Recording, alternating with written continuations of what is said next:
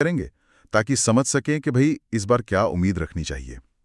सबसे पहली बात जो मतलब एकदम साफ दिख रही है वो है वैकेंसी। 2024 में थी करीब 18,114, है ना? हाँ बिल्कुल।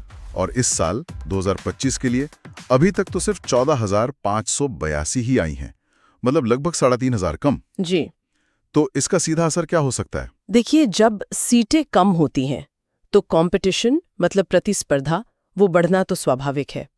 हमारे जो स्रोत हैं जिनमें पिछले ट्रेंड्स का एनालिसिस और कुछ प्रमुख कोचिंग संस्थानों की भी राय शामिल है, वो सब इसी तरफ इशारा कर रहे हैं।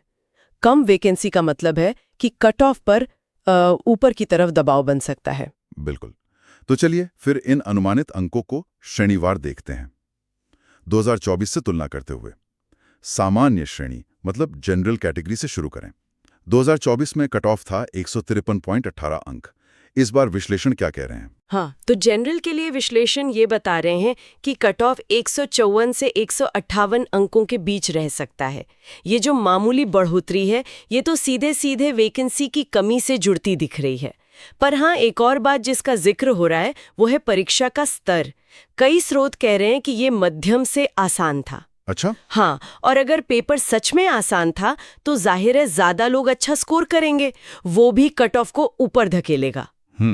ये तो दिलचस्प है कि मतलब दोनों ही चीजें कट ऑफ बढ़ाने की तरफ इशारा कर रही हैं। हाँ, अच्छा अब ओबीसी और ईडब्ल्यूएस को देखते हैं। ओबीसी का 2024 में था 146.26 और ईडब्ल्यूएस का 142.01। यहाँ क्या लग रहा है? यहाँ भी ट्रेंड वैसा ही है, बढ़ोतरी का ही अनुमान है।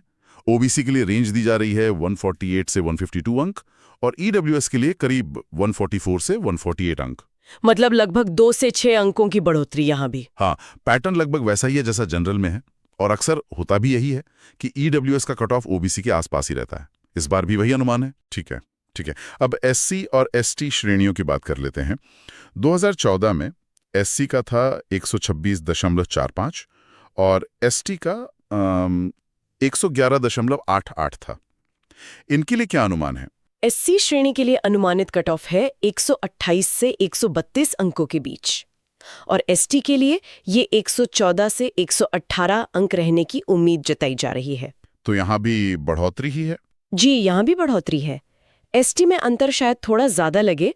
हो सकता है ये उन श्रेणियों के लिए जो आरक्षित वैकेंसी है उनके वितरण या फिर कंपटीशन के लेवल में कुछ बदलाव की वजह से हो।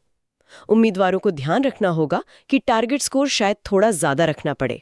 और कुछ और भी महत्वपूर्ण श्रेणियां हैं, जैसे भूतपूर्व सैनिक, एक्स सर्विसमैन, उनका 2014 में 69.92 था और दिव्यांग श्रेणियां हैं ओएच 113.10 था, एचएच का 64.79 और वीएच का 102.97। इनके बारे में क्या?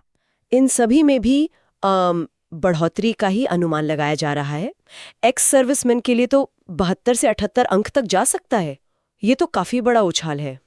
हाँ, ये तो काफी ज्यादा है। जी, ओएच श्रेणी के लिए 115 से 118, एचएच के लिए 65 से 70 और वीएच के लिए 105 से 110 अंक का अनुमान है।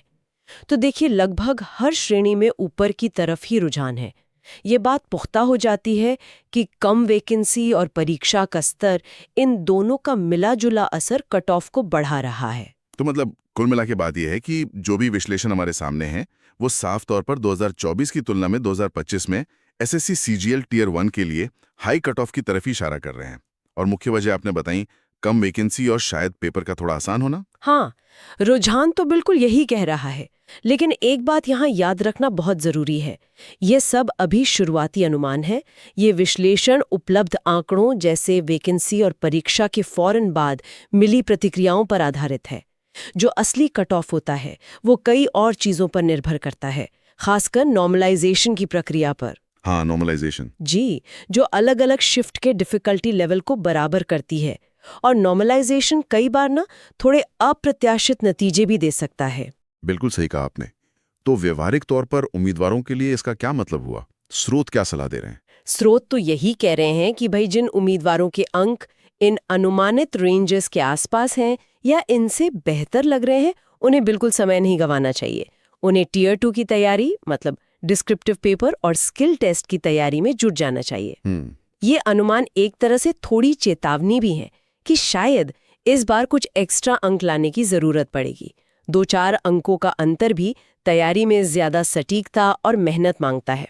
यानी ये कट ऑफ विश्लेषण रणनीति बनाने के लिए एक अच्छा गाइड है, पर इसे पत्थर की लकीर ना माने। निश्चित रूप से कट ऑफ का अनुमान एक दिशा देता है, एक आइडिया देता है, लेकिन सफलता तो आखिर में तैयारी की क्वालिटी, आपकी निरंतरता और परीक्षा वाले दिन आपने कैसा परफॉर्म किया उसी पर निर्भर करेगी।